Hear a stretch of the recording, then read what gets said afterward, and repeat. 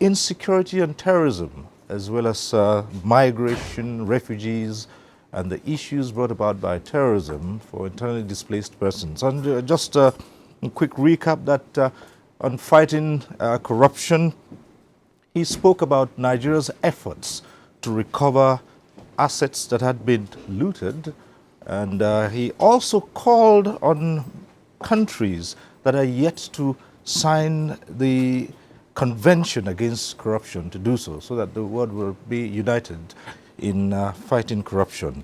On the issue of insecurity, he also spoke about Nigeria's efforts in putting down the insurgency of Boko Haram in the northeast, even as the U.S. marks 15 years of the 9/11 attacks. He again reiterated Nigeria's sympathies to the American people and hoped that they would very soon have closure for that. He also spoke about efforts to put down insurgency the world over, drawing attention to the global threat of terrorism. He didn't forget to add about the causes of migration and refugee syndrome all over the world, even as Nigeria also battles to take care of internally displaced persons, situation brought about by the insurgency. So that brief was part of what the President spoke about in his address to the United Nations General Assembly. Up ahead is Tuesday Live.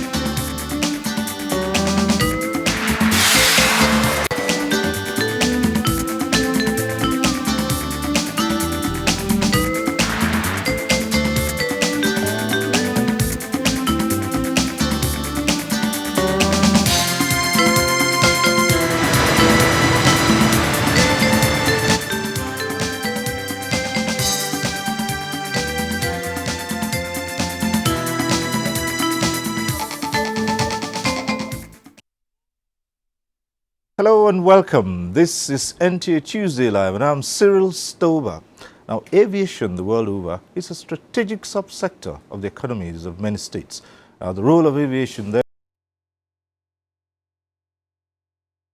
cannot be exactly quantified in terms of its composite role. Nigeria is no exception. The aviation industry in Nigeria, especially in the 80s, was booming with numerous carriers. The then Nigeria Airways Limited alone was flying so many routes and had more than 20 aircraft. Sadly, the story is different today, as Nigeria, once among leading nations in aviation, gradually slid to the backseat, even as the industry was deregulated to bring in more private players for higher delivery service through competitive spirit. Now, the many challenges of the low performance experts allude to include policy issues, which do not attract the right investment. Although the regulators say there is poor maintenance culture among the nation's operators, along other shortcomings associated with them, the airline operators complain of high cost of sourcing facilities compared to other climes, including the exorbitant cost of aviation fuel. But the simple truth is that the aviation industry in Nigeria is in a bad shape and requires to be addressed properly and genuinely. Tonight on NTA Tuesday Live, we'll be looking at various issues on this and the way forward.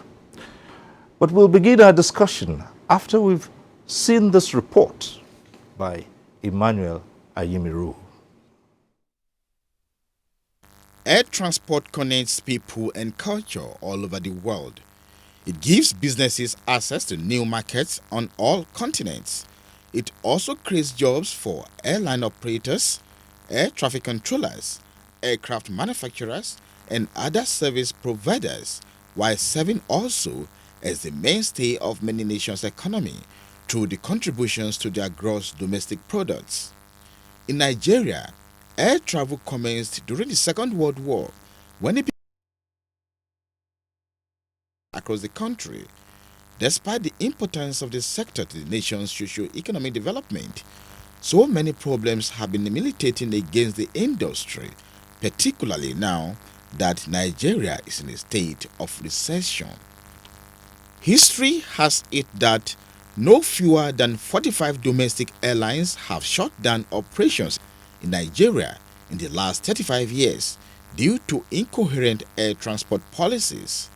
Of recent, issues of high cost of aviation fuel, lack of foreign exchange rate, which the airlines operate with, lack of spare parts, and many more have been identified to be bedeviling the industry. Many of the airlines, local and international, as we know, have been struggling for a while due to the foreign exchange, problems they have been having.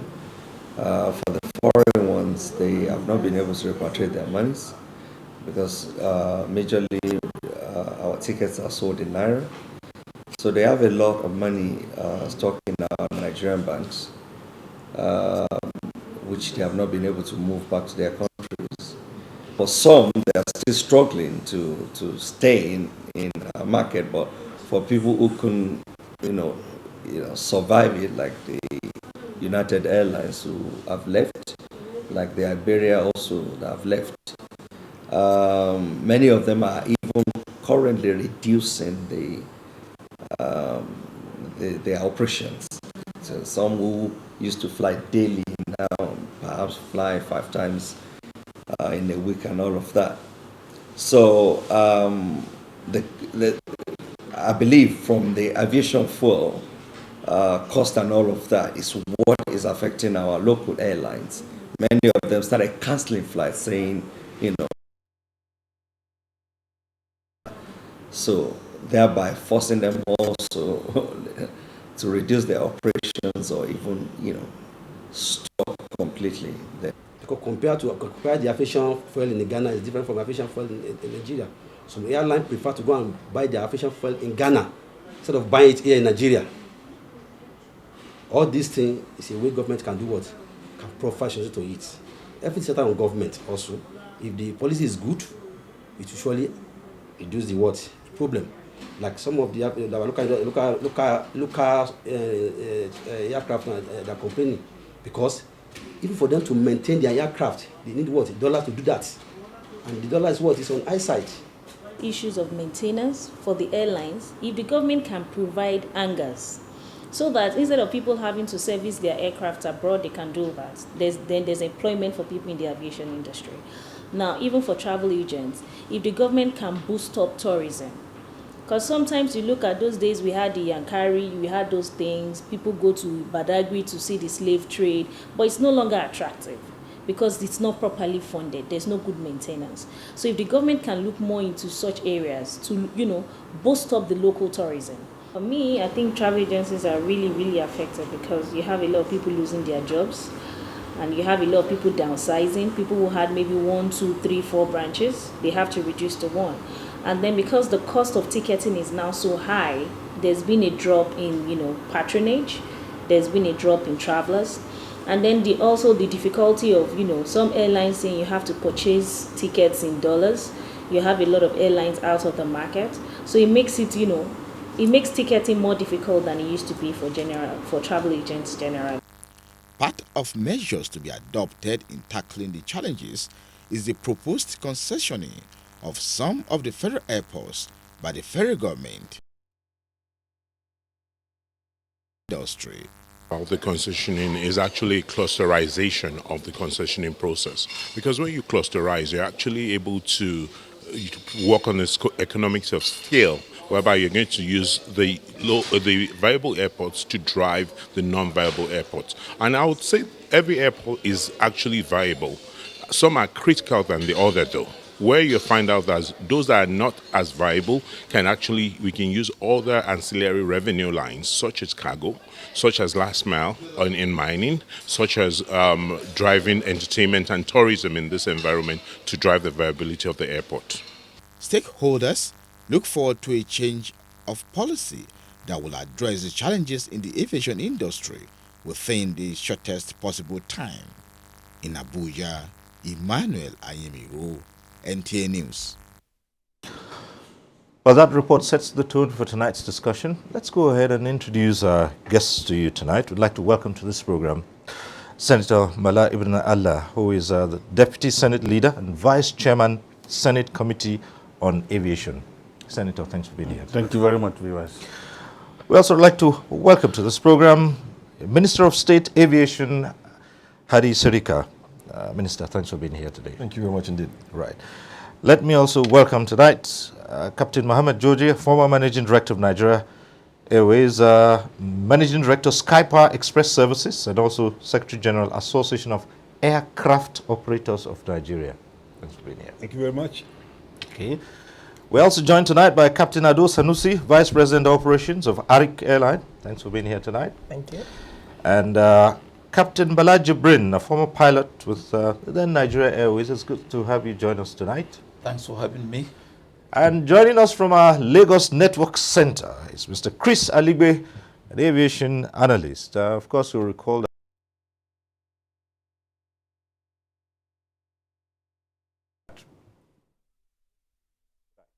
Thank you, Cyril. Okay, as we always do on this program, we acquaint you with the procedure at the appropriate time. You can get to join in the discussion in the studio. The platform would be on your screens. We advise you take advantage of that. But let's quickly say, for those phoning in, when you do get through and your name goes on screen, which means your call has been taken, do us a favor, turn down the volume of your TV set so that we avoid the hurlback or the echo.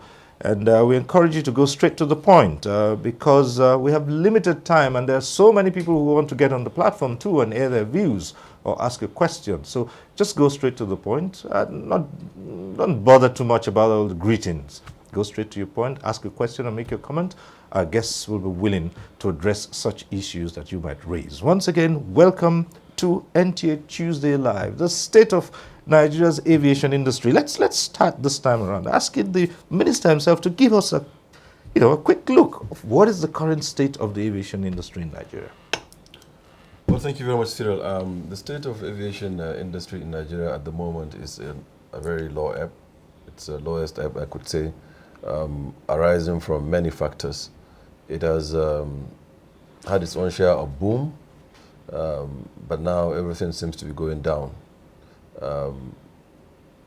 Typically, things that are supposed to be around to kick the industry and start it up and continue to sustain it, to provide good service, are not there any longer. And the government is concerned, and government is doing something, and government has mapped out strategy and plan to achieve that. I give you an example. I do not think that there should be any, or there should be an aviation sector that do not have what it takes to grow. One of them is it's very difficult for people who participate and do business in the affordable prices that they can make profit. That absence of a leasing arrangement or funding arrangement for a sector, I think, is a huge contributor. Two, there's an absence for maintenance, repair, and overhaul center or facility that can take most of the aircraft type that we have in the country, thereby necessitating you to go out of the country for maintenance. You ferry, you pay cost, and everything about aviation is denominated in foreign currency. You buy the aircraft in foreign exchange, you operate it in foreign exchange, you crew it sometimes in foreign exchange, you train your pilots in foreign exchange, and so on and so forth. So these things are things that have been absent. Also the absence of a national carrier or a very strong, viable company that can take advantage of the huge potentials of our market, to do business also is adding to the problems. There are quite a number of things, including, of course, the recent, which is nobody can do anything about it, the current recession that the country is in, and the way our currency has responded to the issue. It became devaluated by itself.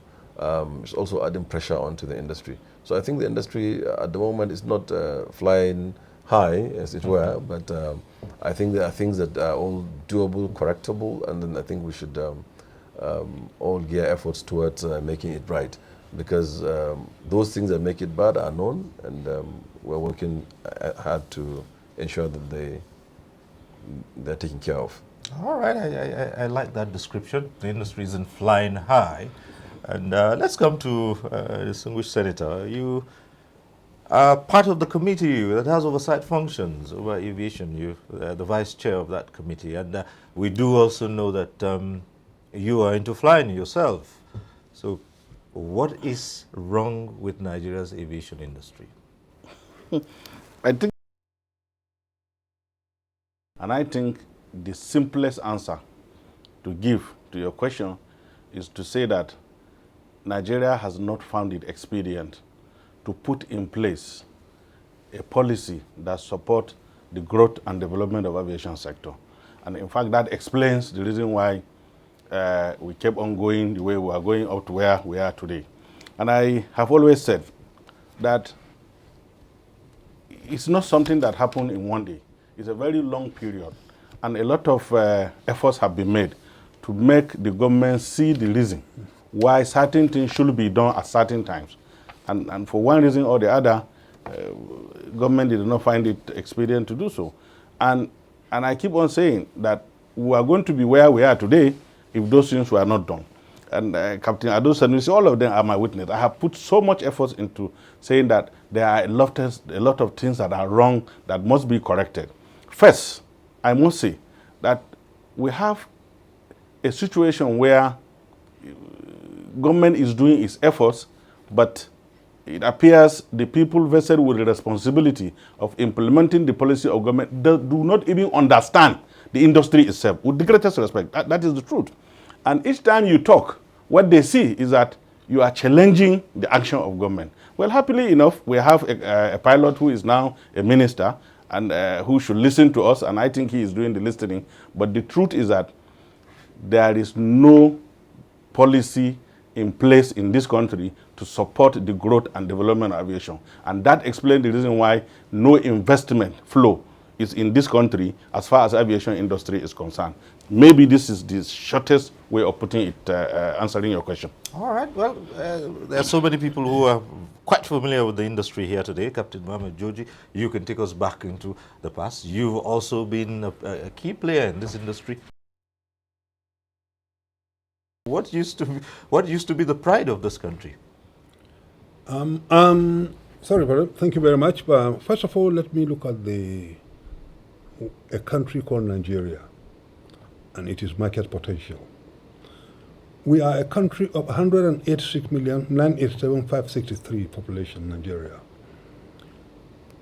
The 24 European countries put together out of the 28 are less than the population of Nigeria. Average age is about 18 years. The potential for growth of aviation is there. What's wrong? For the last 30 years, 50 airlines have gone under. Does anybody care to find out why? Basically, it's a function of policy formulation, policy deviation, policy contradiction. The issue is very, very surmountable. Now, you asked me about the Nigerian Airways initially. Nigerian Airways was established on the 15th of May 1946 under Resolution 682 by the father of the Queen of England. The airline was established simply as a social service. It was not structured as a commercial concern. That stigma has been going on for years upon years upon years without correction. So what happened? Initially, the airline had about 28 aeroplanes, isn't it? All bought and paid by government. Those 28 aeroplanes, eventually, they end up with no aeroplane. Why?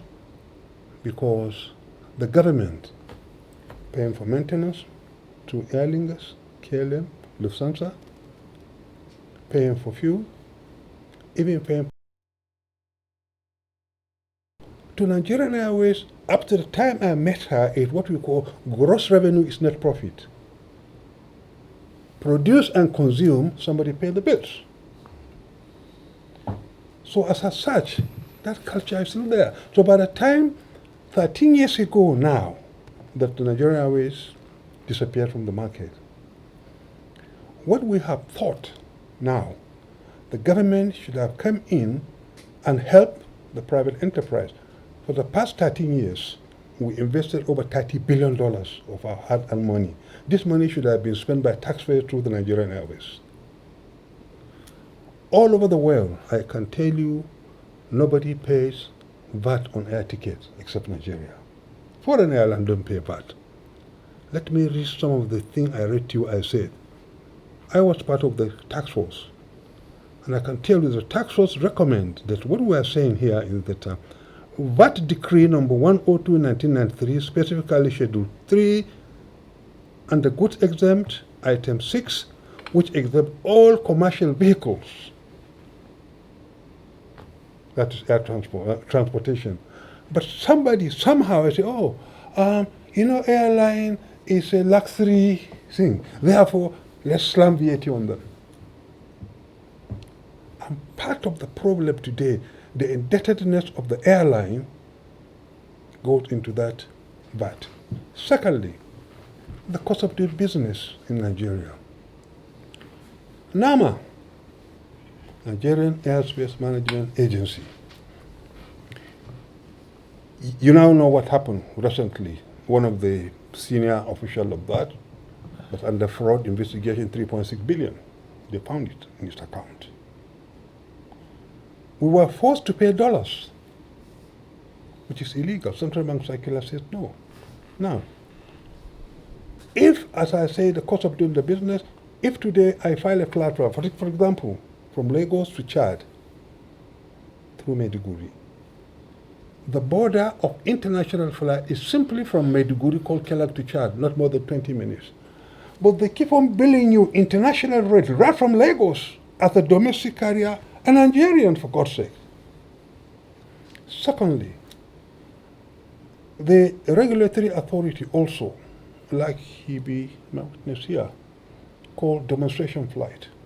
Nowhere in the world you can fly empty aircraft for 50 years. 50 hours. Or for 50 hours. Yeah. One area was starting Lagos, New York, empty, come back. Lagos, London, Lagos, Frankfurt, Lagos, Paris. All the domestic airport in Nigeria, all empty. They want to see how. Look, if I am a regulator for the first 1 hour flight for an airline, Kaduna, Lagos, I would know exactly what they are doing and where you are going. I don't have to duplicate that. So, policy number. So that has nothing to do with the ministry, by the way. It was a creation of the regulatory authority itself. So now we find ourselves in a kind of a situation whereby, what do they say? A tail is wagging the dog. In our own case, it's a tail wagging the elephant. As simple as that. All right. So anyway, so let me give others a chance again to continue. There's so much to talk about. And Captain Ado Sanusi, yes. Well, you are in the private. You're a private player. Yeah. Okay. Captain Georgie was in what he called a social service. He also became a private player. You are a private player. Yeah, I agree so with him. It's kind of a social service. But the problem, I think, of aviation sector must be looked at holistically. I like the way the Honorable Minister has pointed out and agreed that there's a problem in the sector. Past government didn't understand there's a problem with the sector. Aviation has been in the back burner for a long time. The neglect was so much. The problems of airline startups, airlines even that are currently on, the government of that day does not listen to those problems. And what we have failed to understand is aviation is a catalyst of economic growth. We are in recession now. We need aviation to help us come out of recession. The investors that we're looking are going to fly into the country. They're going to fly all over the country. They're going to fly to Abuja. They're going to fly to everywhere, Adamawa, everywhere, to go and see farming and other things that we want to diversify the economy. We must have an aviation a well-oiled aviation sector that will help us to bring out the recession that we are in. Now, if we do not understand the role aviation will play into the economy, then we will have a big problem. We will still be sitting down discussing what are we going to do to the airline to help. I think there must be a deliberate policy to ensure there's sustainability and understand why these 50 airlines failed in the first instance. Why are we having airlines failing at this rate? So we must have a sustainable policy by government that shows that yes, we have a deliberate attempt to make sure that aviation plays a key role in our economic growth. You can look at Dubai. If there are no Emirates, there's no Dubai. You can look at Rwanda. Rwanda, the government says, listen, we understand the aviation industry is capital intensive. We understand that it requires a lot of money, but we understand also that you fuel the economy. So we will also support you, support your growth, and help the airline to grow so that we can grow the economy. All right. There are so many other issues we'll come to you over. That's talking about even the airline operators themselves. Yeah. What we're talking about now is what the government, subsequent governments have done or not done. We'll come to the airlines themselves to see what they have done or not done. But let's hear the views of Captain Balaji Brain. I think in the same direction as others, and I believe the governments in the past have not done enough to stimulate growth and continual growth in the industry. Quite often, people with no knowledge of the industry pretended even the parastatals, you find out some are complete greenhorns. As such, it takes time for you to even learn the basics before you start doing the advanced. So, and the frequency of changes in the leadership of the leading parastatals didn't help matters as well. So, for us to move forward with the current minister, who is a professional, if we fail this time, I don't think we'll ever make it. Hopefully, we are not going to fail, and from what we see in the offing, it will be good. But essentially, there is more to aviation than airlines. The airports. A lot of our airports are not supposed to be what an airport is. If you happen to be on a flight of any of the major carriers where you see cameras, if you see the runway at landing, it's something else. If you happen to take off out of Dubai on Emirates Airlines, or out of Charles de Gaulle Air France, or out of Frankfurt with Lufthansa, if you happen to see the runway, and on London in Nigeria, if you see our runways, you know something is not right. So our issues are beyond airlines, the airports. And I believe too, the aeronautical telecommunications need to be addressed. So the issues are not just airlines, it's an overhaul in the entire system. Right, thank you. We'll look at that as well. Well, let's go over to our Lagos Network Center. And Chris Aligbe, you're there. You've had the advantage of listening to the views of other guests here in Abuja. Is it just a question of wrong policies, or government not paying attention to things that should grow the industry, or is it the operators?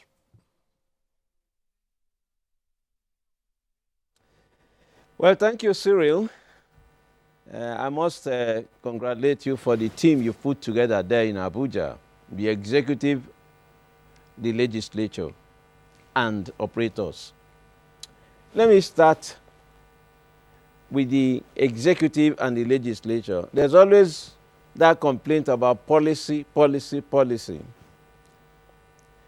I think that the legislature has never stopped also to look at themselves as being a critical component or factor in getting the industry to where it should be. You can have the best policies if they are not backed by a framework, a legislative,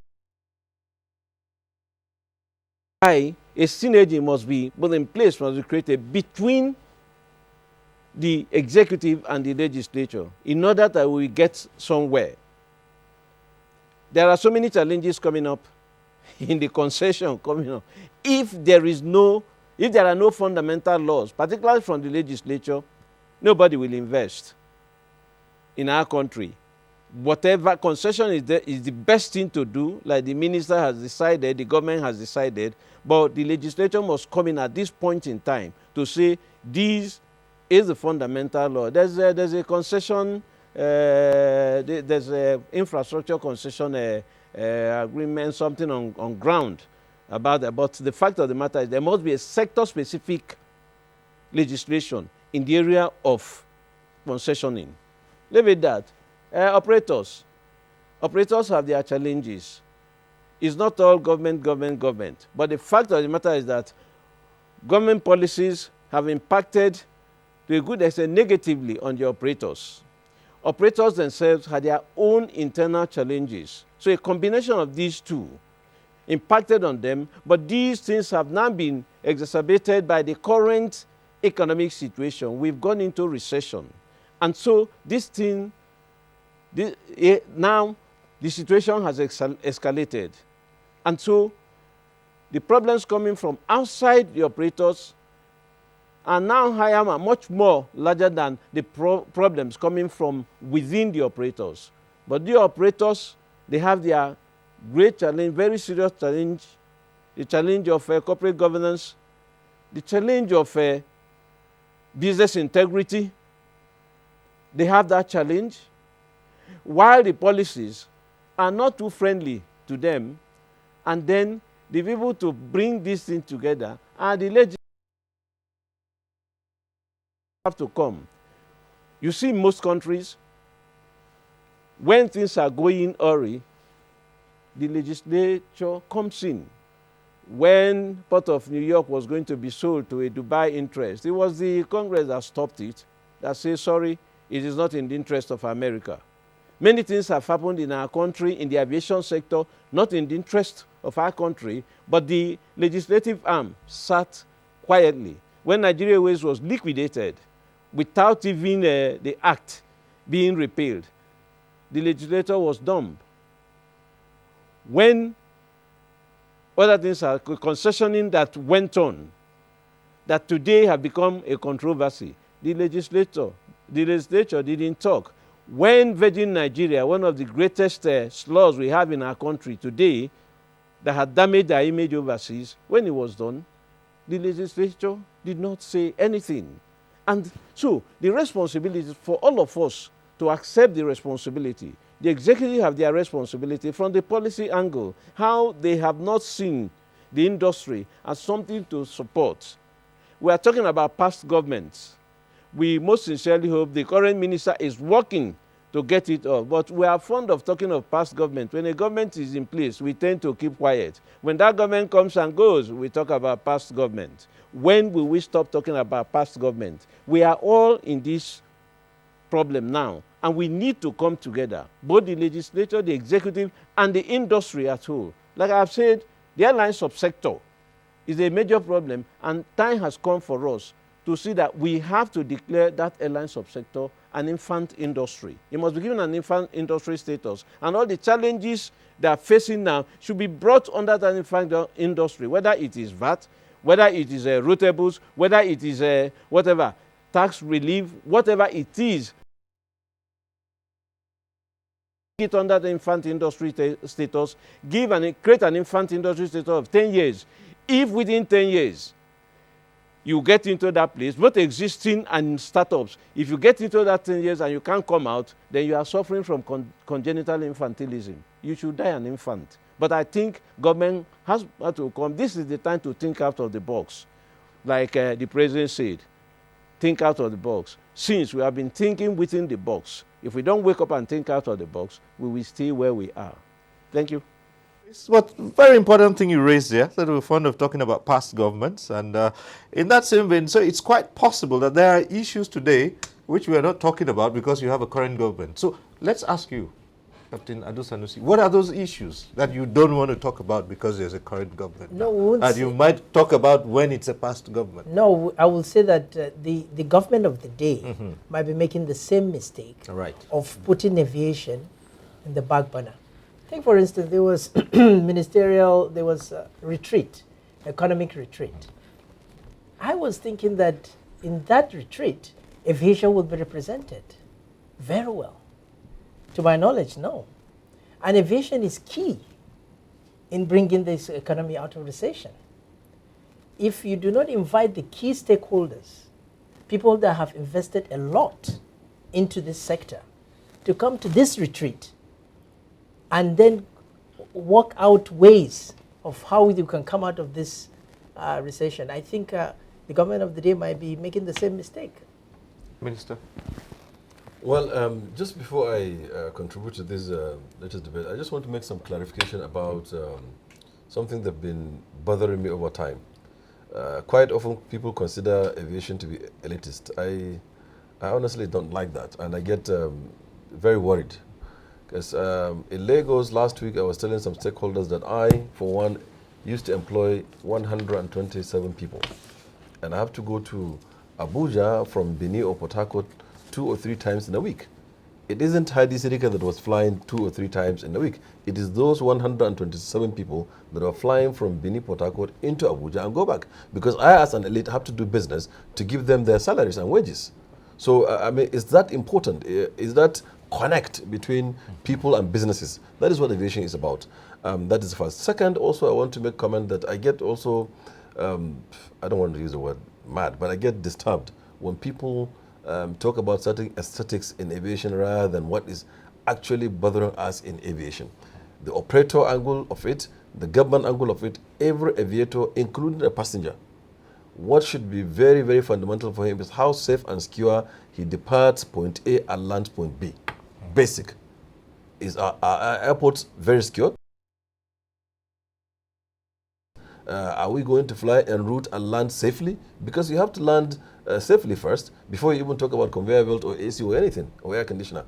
You know, so primarily in aviation, the passengers, the pilots, the engineers, the operators, the owners of aircraft, and everybody that has to do anything with aviation should be concerned of how safe do we depart point A and arrive point B.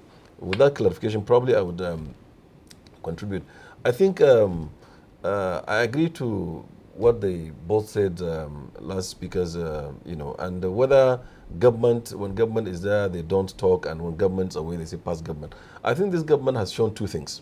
First and foremost, Mr. President, in his wisdom, even before we appointed ministers, he started doing something to do with aviation to try to create a national carrier.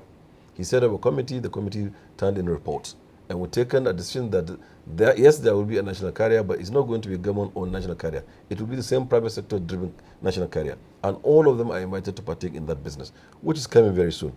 And then secondly, also, we are thinking that Mr. President, in his wisdom, appointed me, who is also an aviator, into the industry. And when I came, what did I do? I studied the industry further, and I called for stakeholders. And I'm glad, and I thank them. Each and every person came, each and every business came, everybody came to that stakeholders, and we brainstormed for about, all of them here were there. We did about 5 hours, and we talked about it. So it is a participatory kind of leadership with interaction, which we will keep doing and then keep improving upon our policies and our intentions for the industry. Nobody has monopoly of wisdom. Probably I'm the least aviator that has the least knowledge. But again, my purpose should be in such a way that I should lead, I should interact, I should connect with the industry and try to create a better industry. So I think we welcome criticism. We are politicians, we thrive on it. When you criticize, we do better, and it's in the interest of us as government and the consumers as well. Okay. Just before we take on the legislature, let's get in this call. I do believe the caller is still on the line, yeah? Yes. Samaila Anka, who's calling in from Zamfara. Sorry? Yeah, I'm still on the line, sir. Right. Please go ahead. Good evening, all. My own issue here is that as far as aviation problem is concerned in the Nigerian context, we're expected to give it a holistic approach. In this respect, almost all stakeholders are part and parcel of the contributors of the problem, just like what I heard from one of the individuals from Lagos trying to enumerate the problem attached to each and every person that happens to be part and parcel of the aviation sector. Now, what I'm trying to lay much emphasis there on is that the government knows the responsibility as a regulatory body. The responsibility of the government, one, is I want the government to lay much emphasis on the purchase of the aeroplanes themselves. I wonder much, because before an aeroplane is used in Nigeria, you might find out that it has been used over 30, 40 years in developed countries. It has been used there. When it reaches to the extent of becoming a worn-out aeroplane, it is at that point that most of the companies of, airline companies will now go to developed countries and buy them. They buy them, they paint them. You see them in a very good color, as if it is a new one being bought directly from outside. That is why we always record and in plane crashes here, plane crashes there, plane crashes here. So now what we need to do is that the government has to lay much emphasis and be very sure of the fact that before an aeroplane is bought from outside, at least it's not the matter of buying 10 or 20 to say that yes, this company has a lot of aeroplanes or this or that. No. Try to engage yourself in buying a qualitative and qualified one, which is going to be more than even 20. All right. So what I'm saying is not the matter of saying that because they cannot sponsor themselves. No, the ones they bought outside are already worn out. Okay. They have already depreciated. All right. Thank you very much, Anka.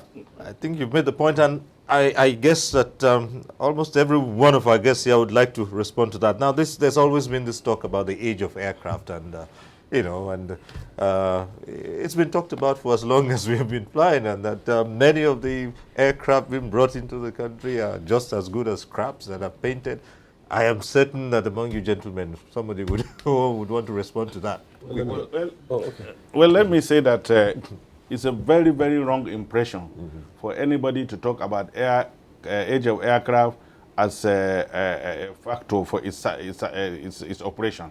Serviceability is the most important thing.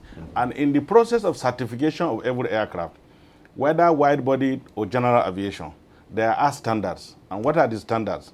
Every aircraft manufacturer that has certification must be capable of flying for 145,000 hours or 80 years, whichever comes first.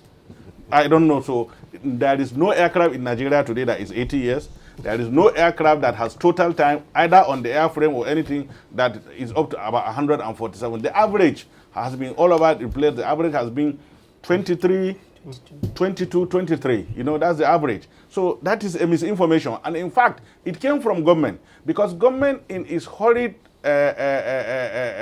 determination to justify that it has taken action about certain crashes in this country, came out with a policy that says they are banning the use of aircraft that are above 22 years. That is not known in this industry. Hadi Srika is not only a pilot, he's an engineer. He knows this. So that's where we are. And I think this explanation should serve.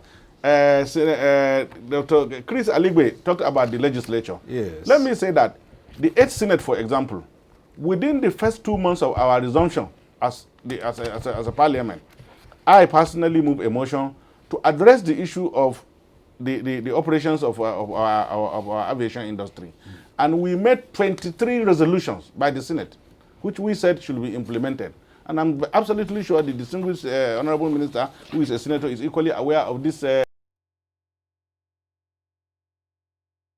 public does not get too involved in understanding the dynamics of this industry. But the fact is that the legislature to which I belong, and of which I am the vice chairman, and that is the 8th Senate, can conveniently enter a plea of not guilty, of not doing enough to assist the industry as far as regulations are Yeah, concerned. but what about past legislatures? You were in the House, for instance, and you have always been an aviator yourself. So what did you do at that point in time to push legislation? No, we did. Well, thank you very much, Distinguished Senator Balana Allah, for that very detailed explanation about aircraft age and its serviceability and so on. So I won't belabor that one. But what did we do? I was in the House of Reps with him, and I was the vice chairman at the time, or deputy chairman at the time of the House Committee on Aviation. Yes. When we came in, we found out that the last act that was established, Act of Parliament, was done in 1963 when Jaja Wachuku was minister. Exactly. So what did we do in 2003? We kick-started the process of changing the act, and we produced the 2006 Civil Aviation Act at that time. We also partnered with the ministry at the time and tried to recreate the new civil aviation policy. Of course, aviation had always been put at the background, but as far as the legislative is concerned, I think we did our own contribution, and it is evident all the documents that are flying around here are courtesy of what the legislature had done between 2003 and now. The challenge we are facing now is, I think that there has never been a time in the past where stakeholders, the policymakers, and the National Assembly, those that make laws, have ever come together under one roof with, and brainstorm and befriend each other and produce documents and policies that will be good for all. And this is what we're trying to achieve in this dispensation. All right, let's quickly go back to the phone lines. We have a caller from Abuja here. I didn't quite catch that name. Yes, yes, we'll come to you in just a moment. We have a caller who's been waiting on the line. Attenacious or something, yeah. Right. Okay, just go ahead. You're on. Hello. Hello, go ahead. Okay. I want to say good evening. Yes, good. Let me start by congratulating Senator Habit Riga. And we are talking about putting a square peg in a square hole for a nation to move forward. I want to really say here emphatically that the issue of transport ministry should be done away with aviation. Aviation should stand on its own. And I'm so happy with Senator Riga to be a square peg in a square hole. He knows it all. It's from that industry. And I so believe that he will do well, given opportunity to run alone completely. He has what it takes. He should also do something in regard to multiple taxation in the industry. If the taxation aspect can be taken care of, multiple taxation, I think the industry will move forward so that an average Nigerian person can afford a 45-minute trip.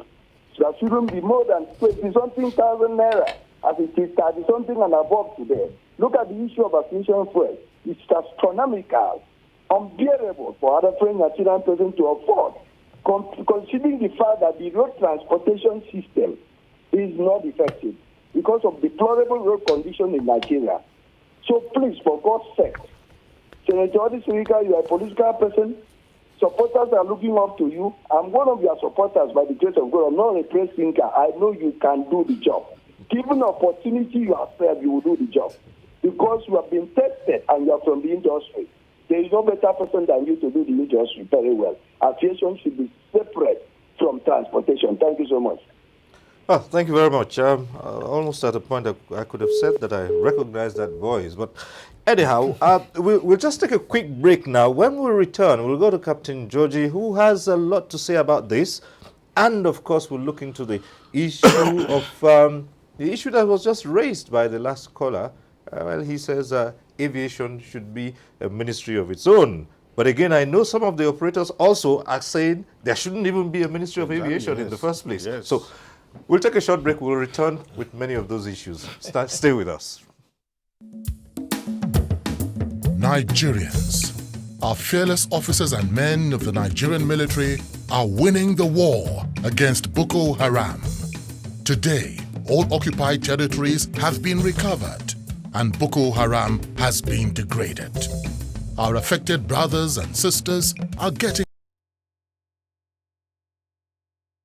after you and me.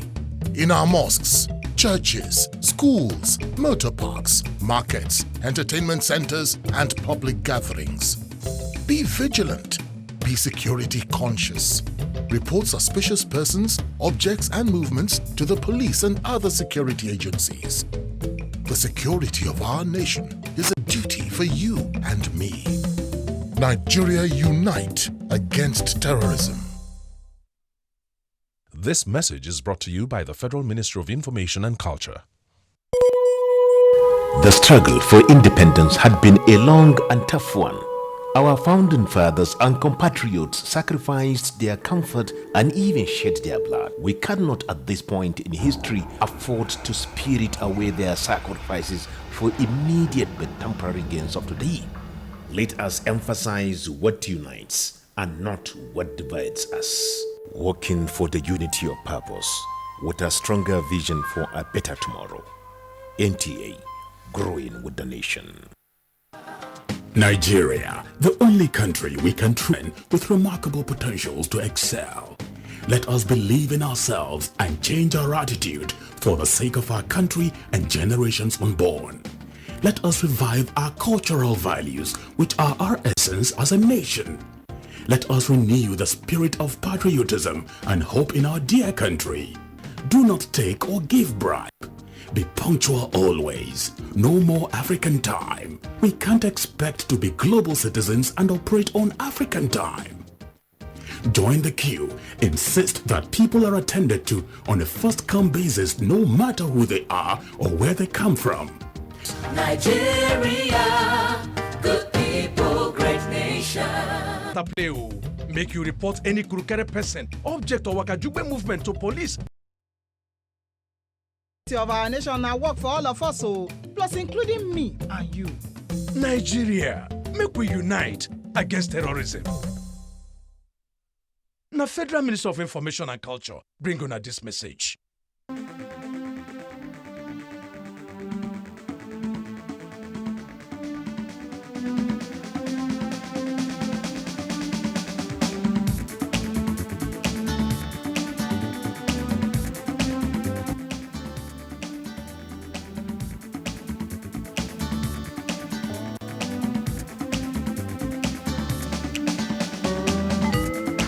NTA Tuesday Live, a network issue-oriented innovation talk show. Thanks for staying with us. Issue is the state of Nigeria's aviation industry. And, just before the break, a number of issues came up. Multiple taxation, have a Ministry of Aviation on its own, don't have a Ministry of Aviation, and so many other issues. And by the way, just before we took that phone call, Captain Mohammed Joji had something he wanted to say about the issues that were trending just before this. Yes, so. There's nothing called an all aircraft. Mm-hmm. An all aircraft can be as good as a new aircraft if it is properly maintained. Mm-hmm. A new aircraft can be as bad as an old aircraft if it is poorly maintained. These are the parameters which you look at the aircraft in itself. I happen to be an aircraft maintenance engineer all my life. Up to now, I'm still practicing. My first engineer's license was 1973. So I'm about 40. I'm still maintaining my aircraft and my company aircraft, but I couldn't fly anymore because I passed it. I can't do that anymore. If you put me in the cockpit, I'll I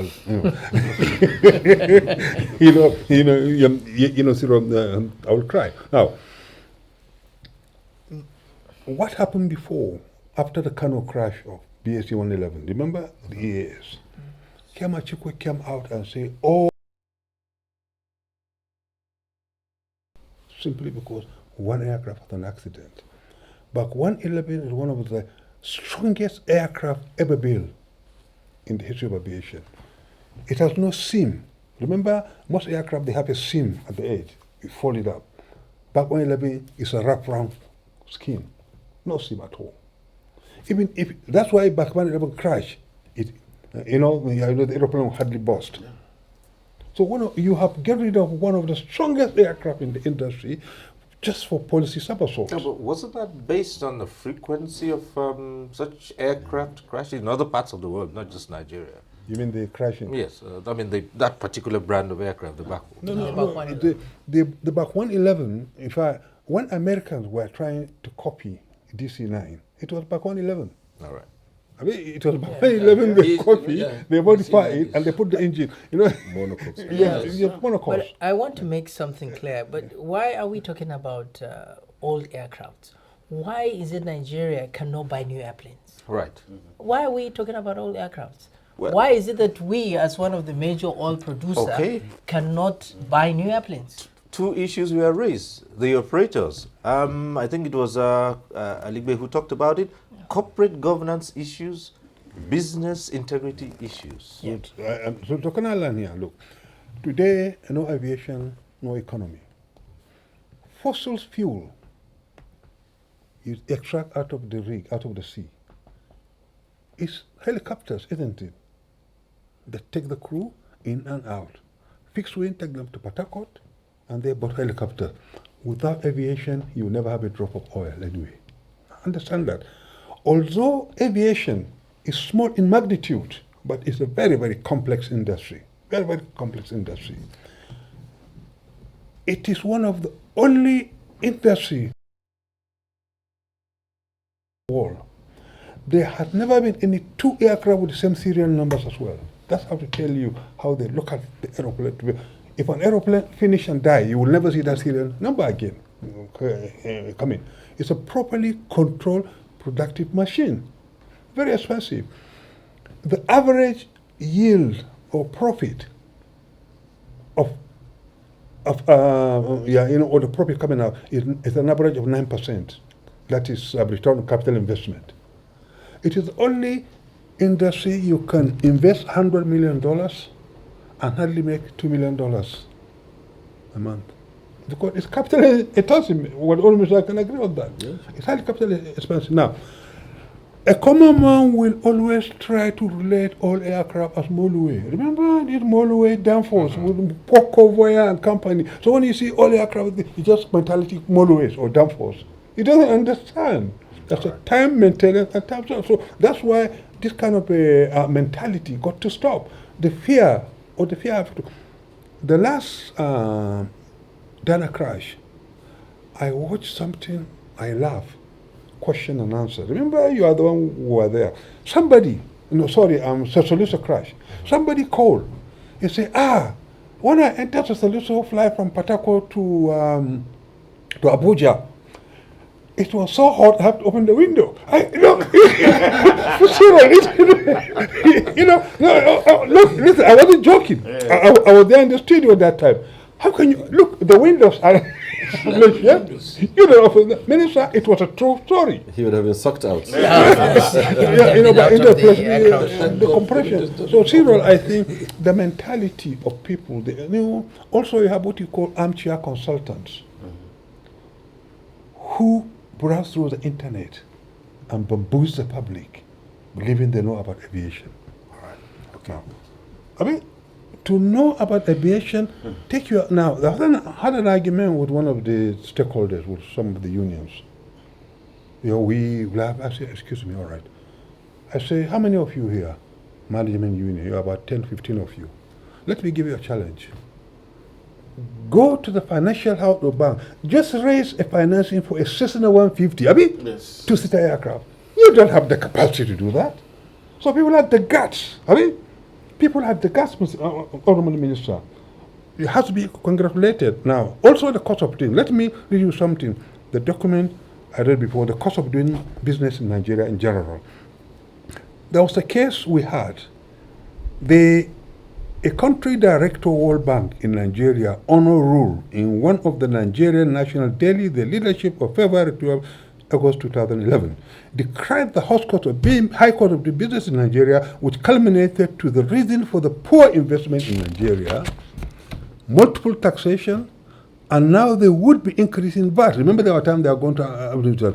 Are largely responsible for the poor performance of Nigerian firms in comparison to our counterparts in Kenya, Russia, South Africa. Additionally, the cost of doing business in Nigeria are twice as high for firms in Nigeria as they are for firms in South Africa, Brazil, and Indonesia. All right. So, talking about doing business, and the allegation also has been made about the operators themselves. Surely, before every business investment, you conduct your survey. And so when airlines come across and say, look, we're operating at a loss, you wonder, you didn't see this coming before? No, well, the environment that you operate in. First of all, you do, of course, your feasibility study, you do everything, and you look at the investment you're going to put in. But by the time you come into the business, and there's a lot of change of policy, and there's a lot of changes in the environment, then it becomes very hostile for you to continue to do that business. So that is the main reason, multiple taxation and all that, that is costing the... But there's also the allegation that operators themselves are not doing, they're not putting in best practices in the industry themselves. Well, aviation is a well-regulated industry. Even if you're going to cough, they will tell you how to cough. So it is highly regulated. Appointments in aviation, post holders, and everything is highly regulated. Now, a lot has been made about airlines going out of business. Yeah.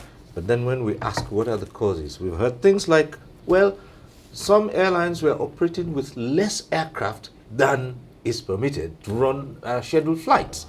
Now, we also had issues of insurance, like Arik. Yes. And people ask, why would an airline wait until its insurance had expired before it decided to renew? No, I don't think it's... You see, the airlines, the industry, as I said, is well regulated.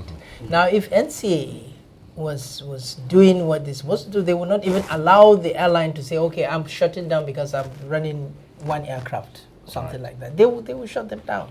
And there is no airline that will fly.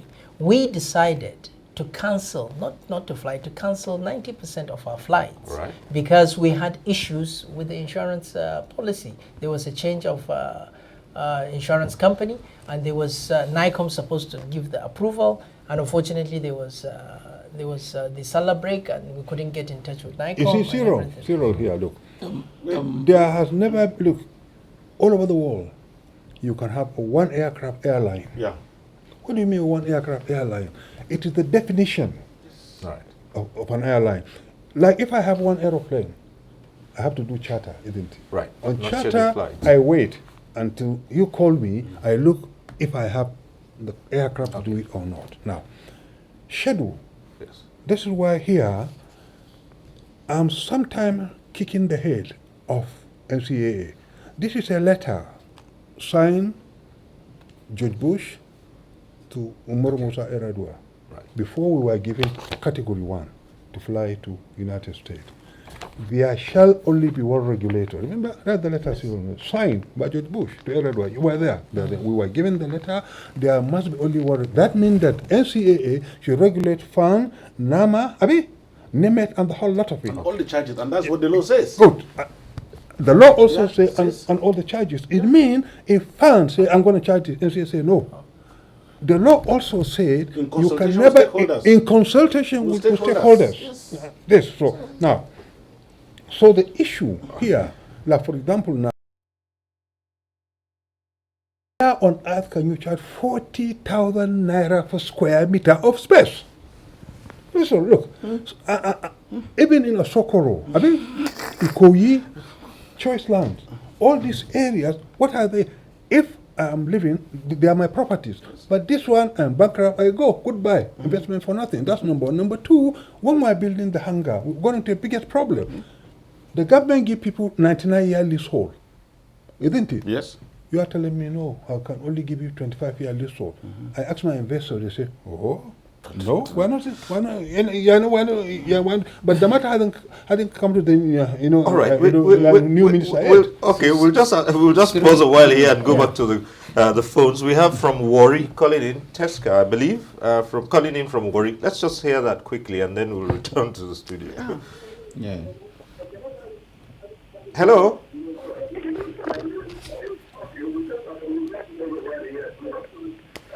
Oh dear, we did say turn down the volume. I can hear the TV. Hello?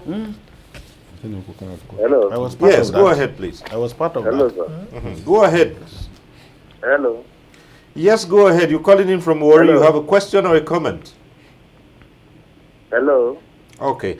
I guess we'll just move ahead because Cyril, one information. One aircraft airline or an airline that says we have no this. Right. The only way forward for the airlines is to have maybe 3 or 4 strong scheduled carriers in Nigeria. Right. 1, 2, 3 aircraft operators may not work. So what's standing in the way of that?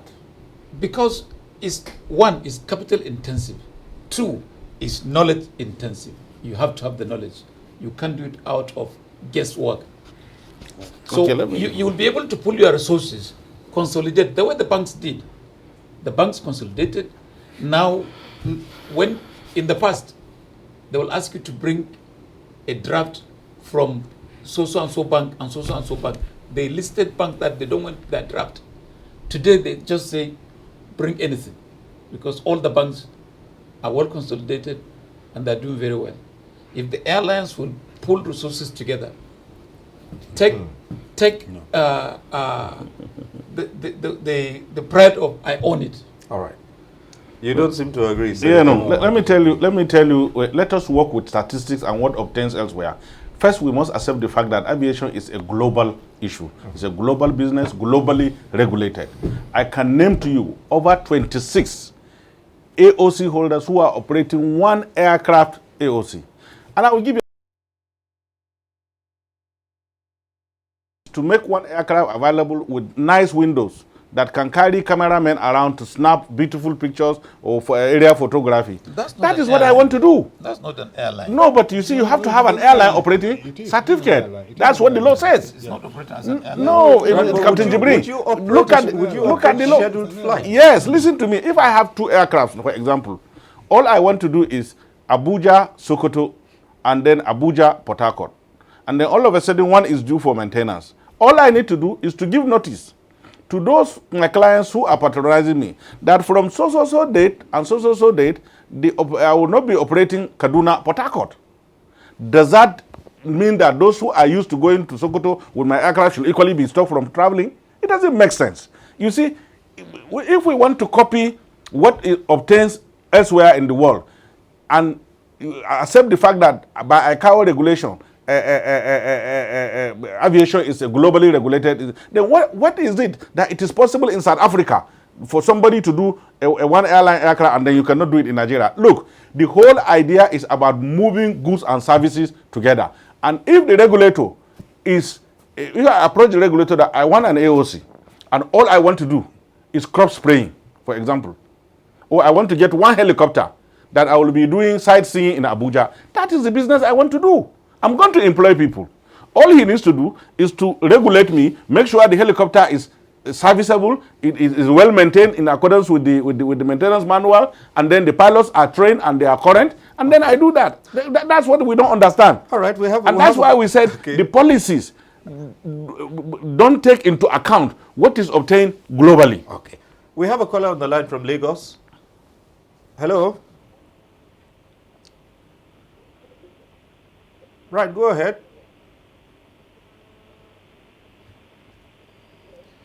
Hello? Yes, go ahead. Hello?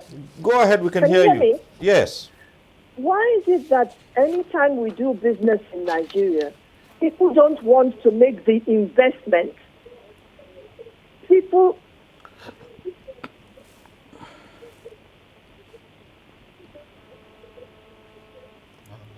Hello? They always want to do the business with little or no money.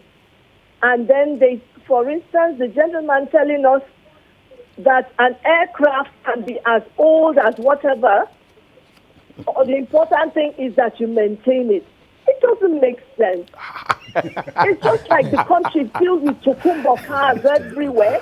When there are countries that today and try to bring in more decent cars because of all this, for different reasons, to ensure the environment is kept clean. The records are there. Afraid of the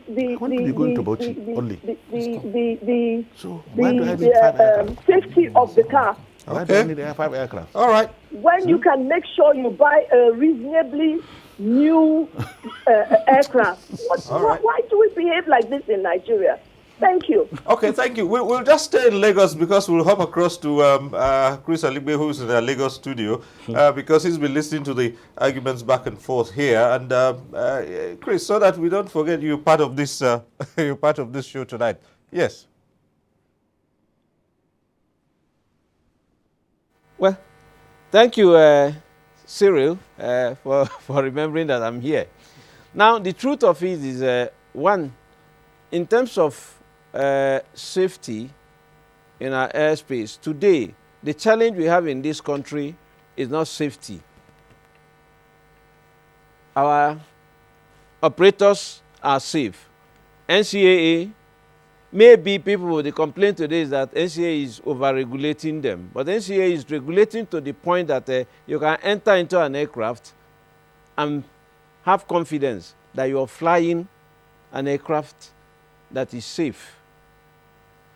Having said that, since at least there are so many people in Abuja, let me react quickly to a few things. In terms of one aircraft airline, I don't think that that is good for a scheduled operator. If you are doing some other things like Senator Nala was taking, you can do that. But if it's a scheduled operator, what the concern is that if anything happens in terms of the aircraft being on ground, all your passengers are left stranded. And it could be on ground for 2-3 days. And in a country where our airlines have refused, to cooperate, they refuse to cooperate among themselves, in which case if the airline I have booked is not going to fly, I can be transferred to another airline. Until that comes in place, where you can move me from one airline A, to another airline because airline A that I booked has problem, then the challenge will be there, because it has to, is a fact of protecting the consumer. The consumer has to be protected. I think the question of age of aircraft should not be, it's not something people should worry about in as much as the aircraft is maintained. But I think passengers, not that I accept that an aircraft should be 30 years or 40 years, but what I'm saying, passengers think of the ambience. When you enter an aircraft, you must make sure you have not entered a bolikaja. You have entered an aircraft and the ambience should be there. That gives you comfort as a passenger. For me,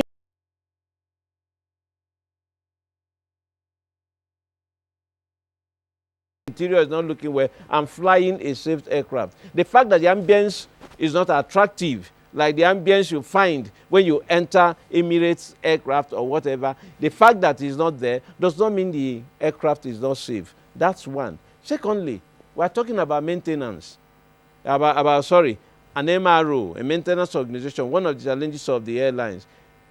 A study of 56 maintenance organizations shows that they all started, about 54 of them started with an airline. An airline starts building a maintenance organization until it grows big and then begins to take third-party jobs. That's how Ethiopian Airline, that's why Ethiopian Airline started. That's how even Kenya Airways, now Air Rwanda, which Ado Sanusi mentioned, is starting that way. So you cannot just build an MRO that has no market. I don't know how the number of aircraft in West Africa alone that be able to be this thing to support that, or airlines coming from Europe to support that. The fact South Africa has the largest maintenance organization in Africa, not only in Africa, in the Western Hemisphere, in the Southern Hemisphere, because it developed it during apartheid. Egypt has, ET has.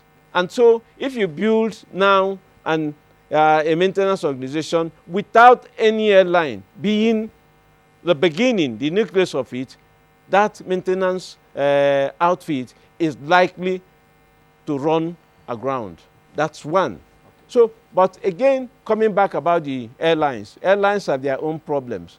The external problems have overwhelmed them. But as we talk about policy, as we talk about the frameworks coming from the legislature, which we need today. I think with what the minister is putting in place,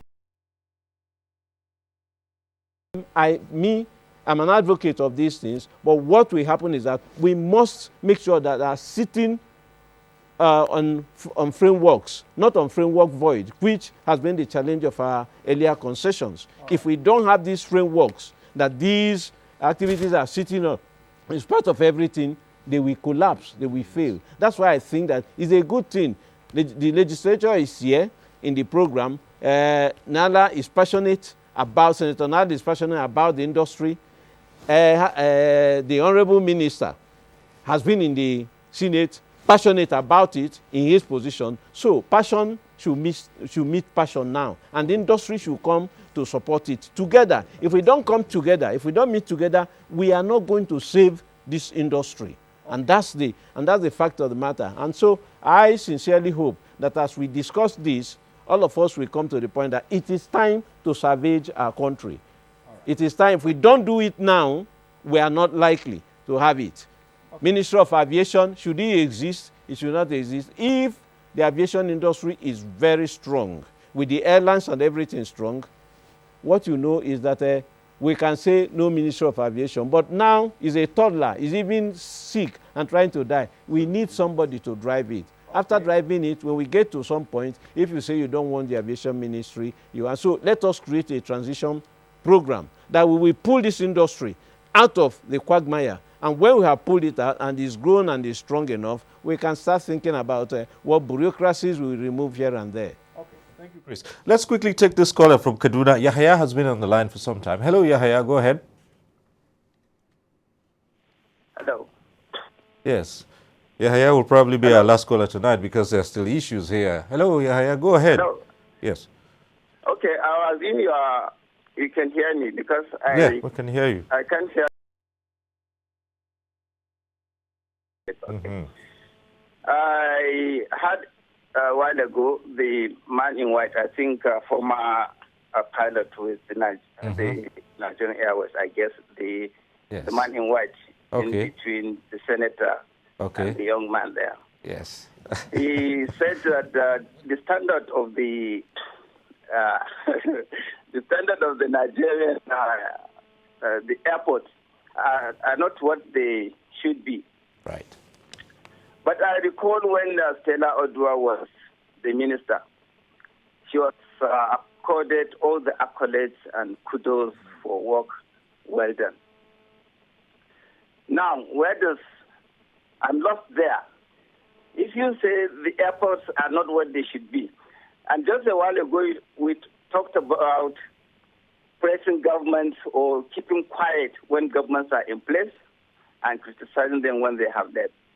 I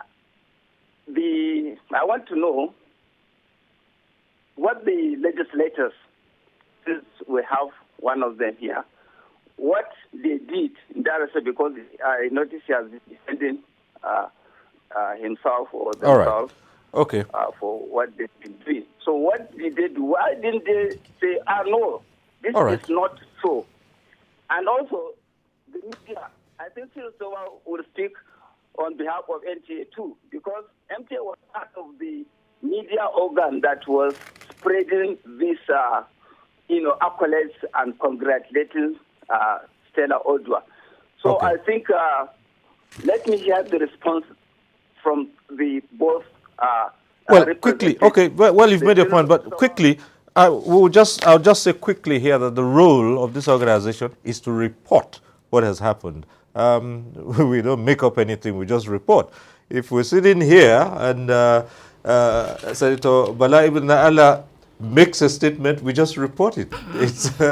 We don't make the statement for him. Having said that, I think the issue of the airports was first raised by Captain Balaji Brain, and which was echoed later by other discussants here. So you might just quickly speak on what the last caller said, and then we'll ask the minister here to comment on that. Yes, truly we in the aviation professionals, I would say, airport to us is the runway and the apron.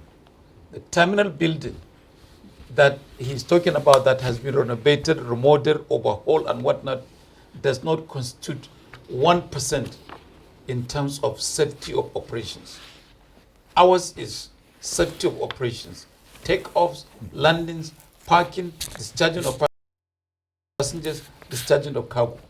And that is not done on the terminal building.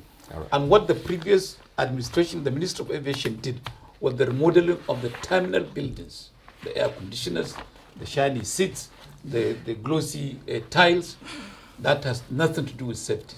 So what I'm trying to say is landing instruments, ILS, glide slope, PAPI, VASI, the runway lights, the runway edge lights, the rapid lights, all of them.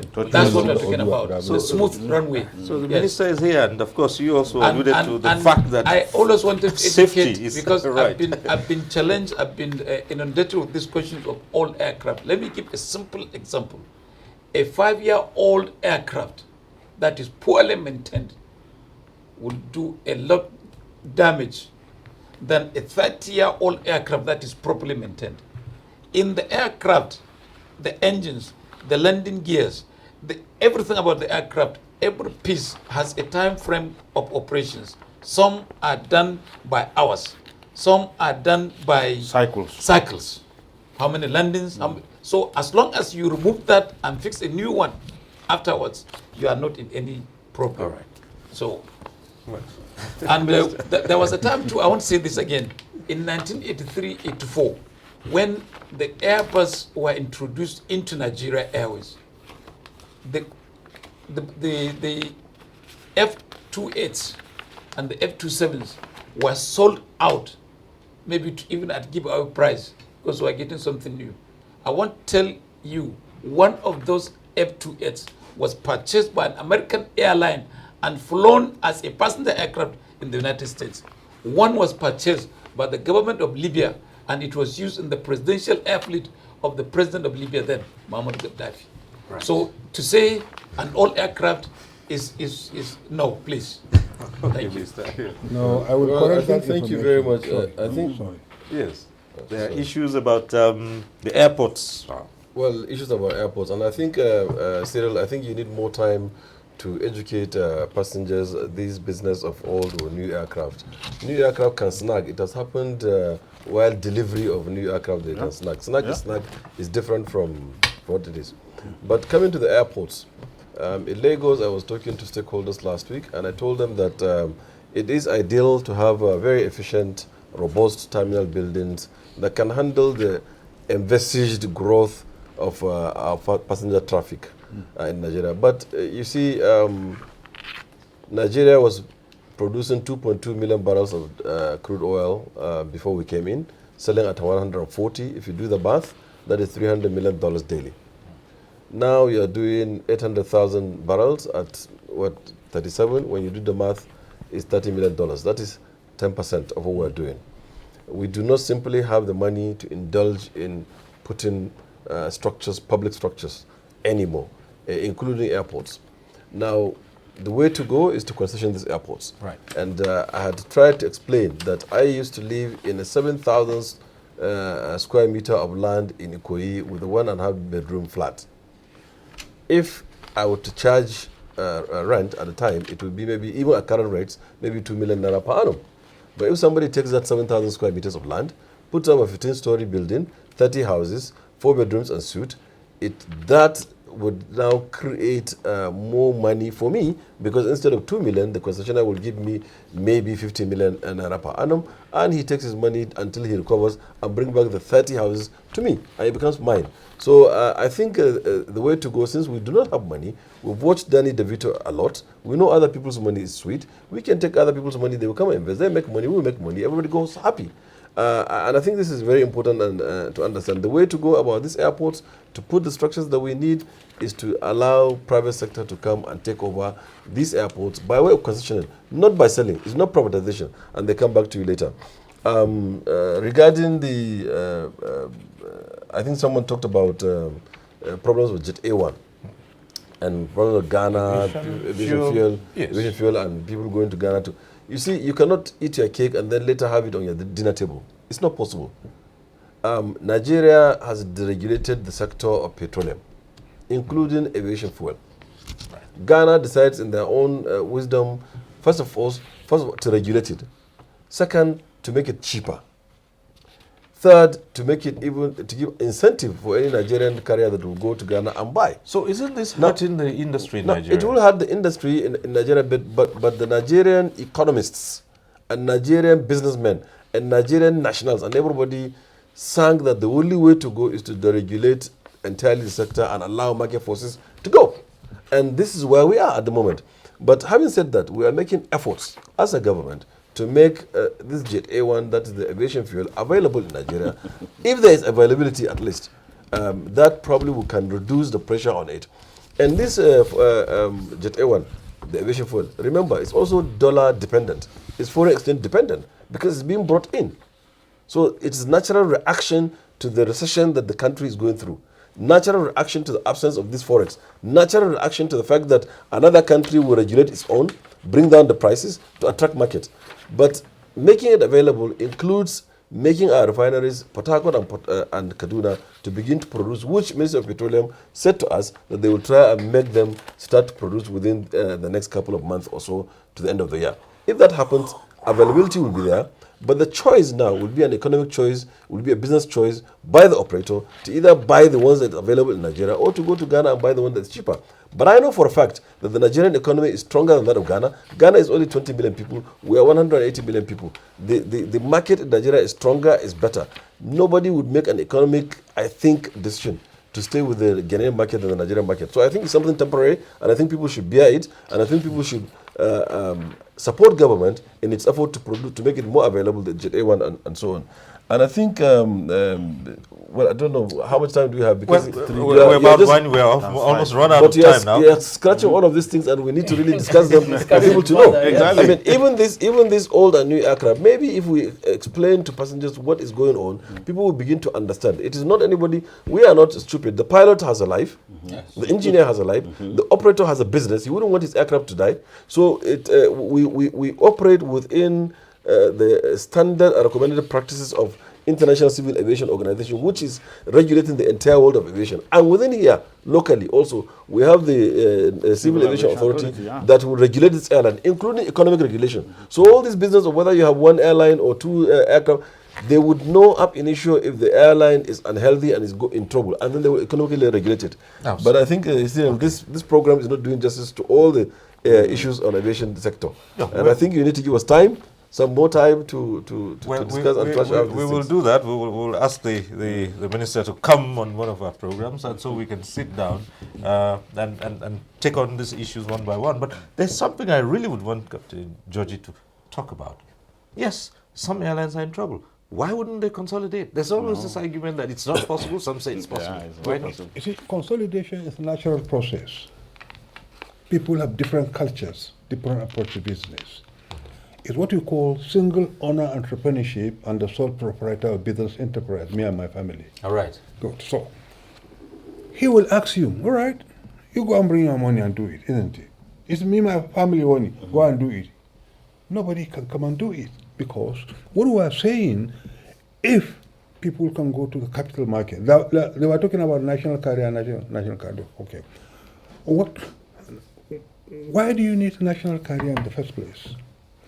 What we have been given, what we call flag carriers, people flying your flag out of the country.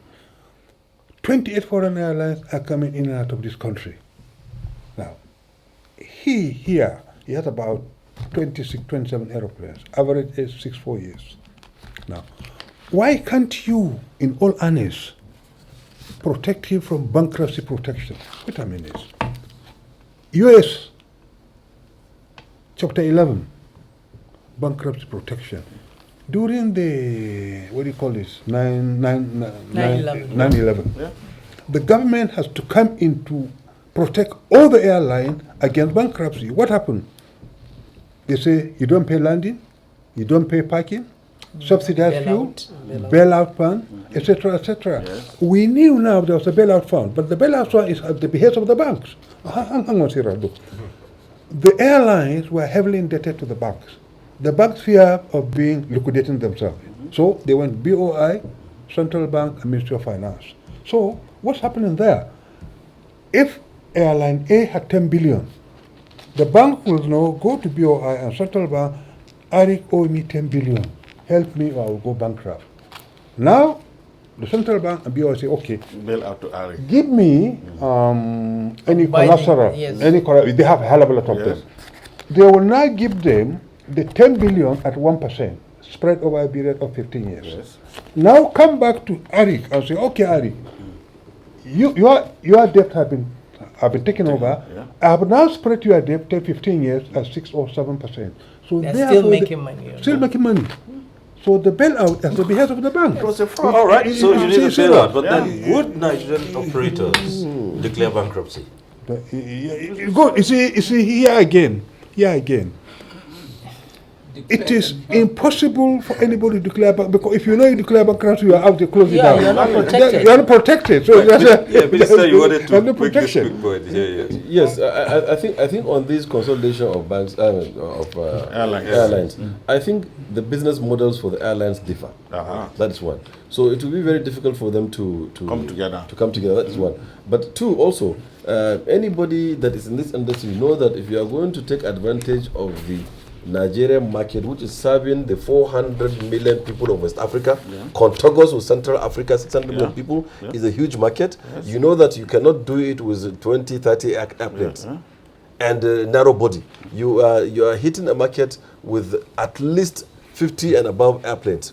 And we in aviation ministry, and I as a minister, my primary purpose is to promote their businesses, sustain it, develop it, nurse it, and take care of it so that they can continue to provide services and employ people.